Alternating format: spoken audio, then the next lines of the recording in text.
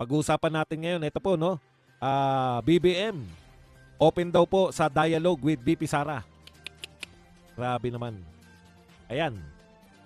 Ayon naman po kay Jarius Bundok, si Recto daw po ay sangkot dito po sa multi-billion na flood scam. Yan. Pag-uusapan din po natin, ito po, ICI in ICU, Asurin. Mukhang susunod na pong mag-resign dito po kay Babes Singson. Yan po mga linaw lang po natin kasi po nagkakagulo po sila. Bakit daw po hindi umattend? Naduduwag daw po ba eto pong si Paulo Duterte? Ang sagot po ni Paulo Duterte dyan, malinaw po, no? Kasi wala naman po talagang hindi naman po dapat talagang imbestigahan ng ICI. Ang alam po nating iniimbestigahan dapat ng ICI, yung pong may mga anomalya. Malinaw naman po na wala naman pong anomalya dito po sa Davao City. Pabalik-balik na po sila, wala pa rin po nakikita.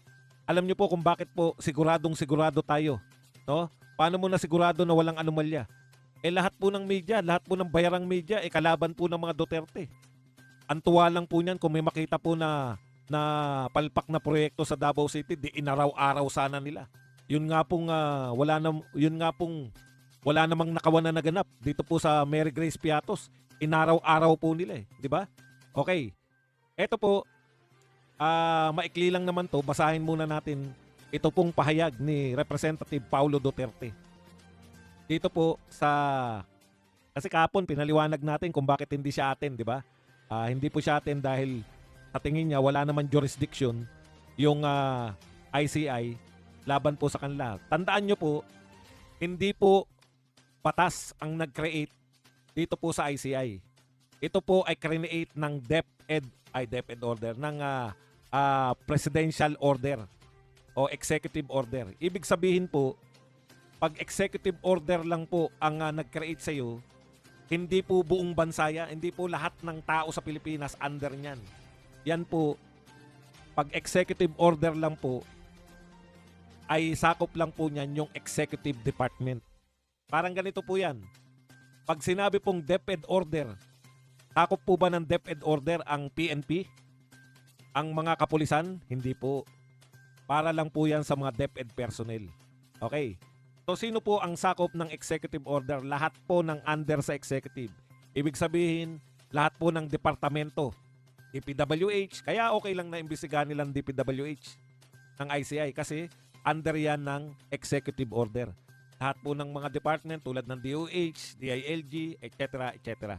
Kaya pasok po ang mga pulis, pasok po ang mga kasundaluhan, pasok po ang mga militar, ang DILG, DND, at lahat po ng departamento. Pasok din po sa executive order yung pong mga gobernador, mga mayor, mga sanggunian dahil po sila ay under ng executive. Yung pong legislative na katulad po ng mga congressman, yan po ay nakahiwalay. So kung sila man ay iimbitahin, pwede po silang tumanggi at pwede po silang hindi sumipot. Pwede rin po silang sumipot. O yun po yun, malinaw po yan. Hindi po sakop ng nagtatag na halimbawa po, yung ICI ay batas. O yan po, sakop po lahat ng Pilipino niyan. Yan po ang pagkakaiba niyan. Kaya tama po si Paulo Duterte, pwede po siyang tumanggi. Ngayon, yung paratang po ni Tinyo, sabi kasi ni Tinyo, nang aasar na po. Ganyan lang naman ang kaya ng mga yan. Ito po yung pang-asar na, ano nang pangalan ni Tinyo? Congressman Tinyo. Antonio, ayan. Alam niyo po, panay pang-asar na lang yan Yung ginagawa po niya ni Antonio Tinyo. Para mas precise po, dapat sakto Antonio Tinyo. Ito po yung eksaktong pang-aasar ni Tinyo dito po kay Pulong. Bakit biglang dinaga si Pulong? Yan po.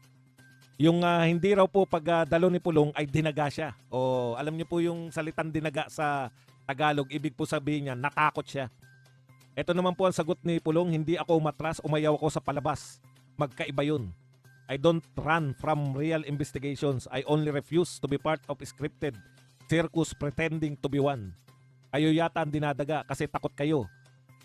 At maging bayaran ng isang bangag. Ano na mga teachers? Yan ba ang nagre-represent sa inyo? Tama nga naman. Dapat yung representative ng teacher, panay teacher concern, ang concern nito inyo Duterte pa rin. Ang dami na pong may concern sa Duterte.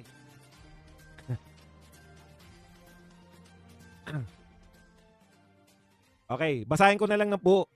Tutinyo, hindi ako matras, umayaw ko sa palabas, magkaiba yun.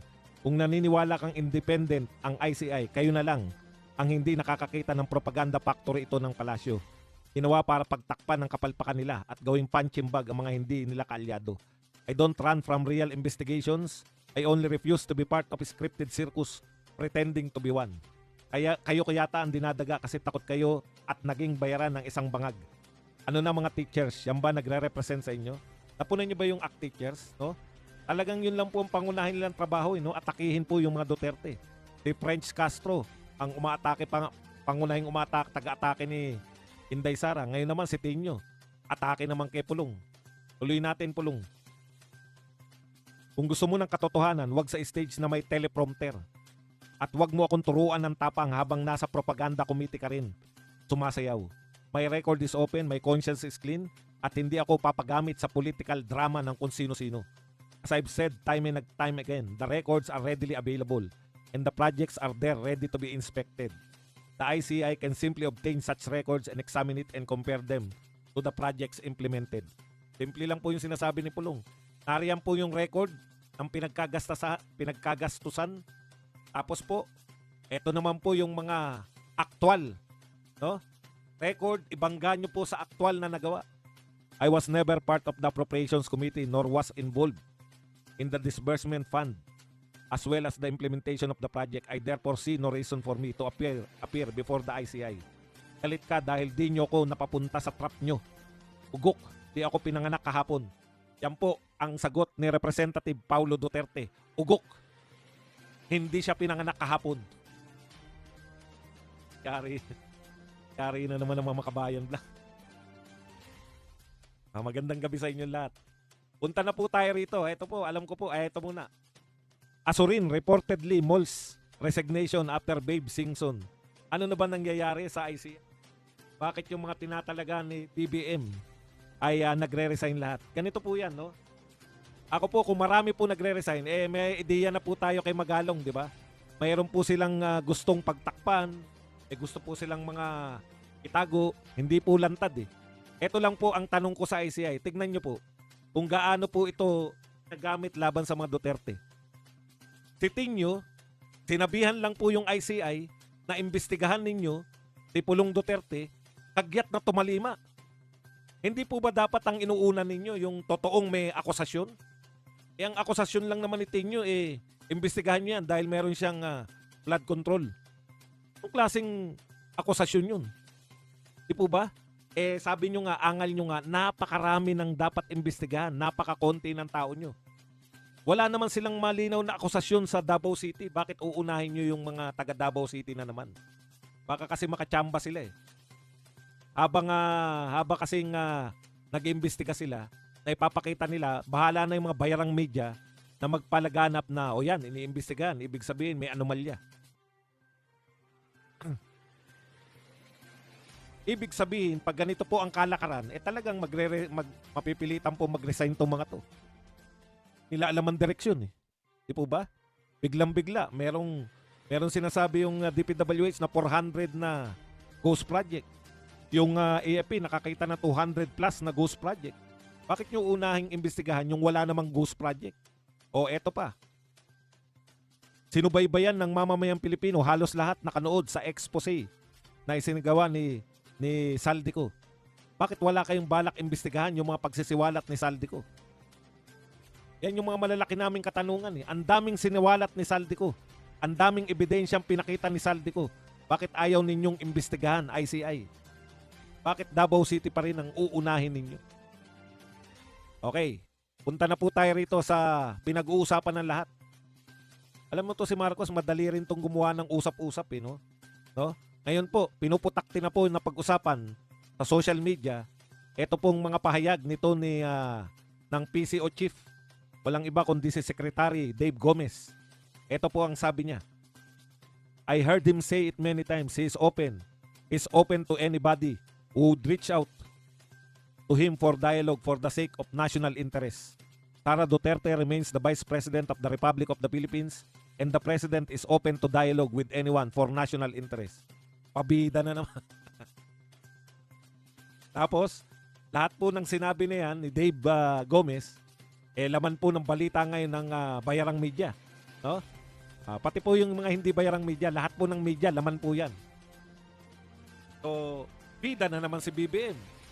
Ang gustong palabasin itong mga media, willing naman pala makipag-usap, makipag-dialogue si BBM for the national interest. Ang galing, no? Alam mo, Mr. President, nung bati pa kayo ni BP Sara, kwento ni BP Sara, eto, nagsusumbong si BP Sara sa inyo. Partikular, yung ginawa nung mag-amo na si Martin at saka si Saldico. Yung ginawa sa DepEd. Hindi nyo pinapansin. Napakaraming instance. Pati pa kayo unit team pa. Nagbibigay sa inyo, pinupunan ni BP Sara yung mga katiwalian na nakikita niya. Hindi nyo raw siya pinapansin. Nakita nyo, mga kapatid? Ngayon, biglang-bigla, open kayo sa dialogue. Pabida na naman kayo. Una, 3 taon, wala kang ginawa sa korupsyon. Ang lawak na ng korupsyon, tapos pinaimbestigahan mo, hero ka na agad. Alam mo yun, yung sinabi? Yung sinasabi, walang kinalaman ng Pangulo dyan. Tignan nyo yung dialogue niya. Walang kinalaman ng Pangulo dyan. Paano magiging involved ang Pangulo sa katiwalian? Siya nga nagpapaimbestiga. Di ba? Ngayon, eto na naman. Alam nyo kung ano ang paniniwala ko dyan? Trap po yan kay BP Sara Ano man ang isagot ni BP Sara, parang yung tanong ng mga tatanong po ng mga media. Tinanong si BP Sara kayo po ba'y handang humalili sa Pangulo ng Pilipinas? Di ba? Tinanong siya. Kahit na ano po isagot ni BP Sara doon, pabanatan ng media. Pabanatan ng kalaban. Bakit po? Halimbawa po, sinabi ni BP Sara na hindi siya handa. Anong klase yan? Tumakbo-takbo ka. Hindi mo ba alam na ang trabaho ng Vice President ay humalili sa Pangulo? Tapos sasabihin mo, hindi ka pa handa. Pag sinagot naman niya, katulad nung sinagot niya na handa ako dahil kapag takbo pa lang ng Vice President, talagang alam mo na ang kahulugan ng Vice President o ang pangunahing trabaho ng Vice President ay humalili sa Pangulo ng Pilipinas. Just in case na hindi na kaya na mamuno. Nanata nila. Diba? Ito po yung mga proposal, gumagawa po sila. Kaya lang po, hindi na po nagtatagal Kahit po makabanat ng isang araw lang po ang tumatagal. Hirap na hirap po ang mga bayarang media na gumawa ng usapin kay BP Sara. Bakit? Mahirap gawa ng usapin yung hindi magnanakaw. Kita nyo, overpriced daw yung mga CCTV camera. Isang araw lang din po, walang pumatol. Nakakahiya kayong mga bayarang media. Hindi na pinapatulan ng tao yung mga paninira ninyo kay BP Sara. Overpriced pala, bakit hindi pinagsoli si BP Sara ng COA? Nilinaw ni BP Sara. Ang sabi ni BP Sara, walang anomalya ayon sa COA. Ayon sa media, may anomalya. Ganyan naman kayo Wala na ring naniniwala sa inyo. Nakasisira ninyo. Yan, yung proposal na ganyan. Willing ako makipag-dialogue kay BP Sara. Vice President siya ng Pilipinas. Open ako makipag-dialogue. Yan po mga salitaan ganyan. Propaganda lang naman yan. Nung bati nga kayo, di ka nakikipag-usap kay BP Sara Nung bati nga kayo, hindi mo pinapansin yung mga sinusumbong sa'yo ni BP Sara. Ngayon pang hindi na kayo bati, makikipag-dialogue ka talaga? Talaga? Ngayon, yan po, syempre, tatanungin si BP Sara niyan. Ano man ang isagot ni BP Sara? Maging tapat si BP Sara, hindi siya maging tapat. Ano man ang isagot niya rin, babanata ng media. Alam naman natin na ayaw na ni BP Sara, di ba? Hindi naman peking tao si BP Sara. Siyempre, yung sasagot ni BP Sara, ayaw niya.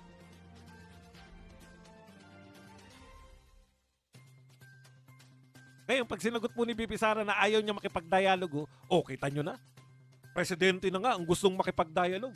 Yung Vice President, talagang yan ang problema ng Pilipinas, yung Vice President. Open na nga ang Presidente. Tapos siya, ayaw. Si BP Sara na may kasalanan. Alam nyo, Basang-basa na yung mga kwento nyo. PCO. Kabisado na namin mga gimmick nyo.